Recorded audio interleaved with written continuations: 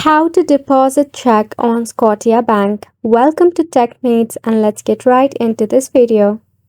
For this, you can tap open your Scotia mobile banking application that is easily available in your Play Store or App Store. Once installed, just log in into your Scotiabank app on your phone. Right here at the bottom, you should find the option of Move Money. You need to select on the Move Money option. If your app is not updated, you might find the option called Transfer. You can tap on it as well. When you select on the option, a list of different Move Money options would be given to you.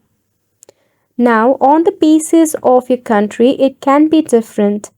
Within Canada, we can easily deposit a check by selecting on Deposit a Check option. Make sure that you have prepared your check with you. In this, you need to fill out the form of deposit to, amount, and you need to capture both front and back of the check. Make sure to not click it blur. Then just slide to deposit.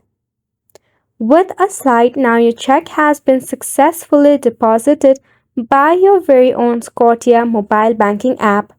Wasn't it simple? So make sure to go ahead and give this a try, and thank you so much for tuning in. We'll see you very soon.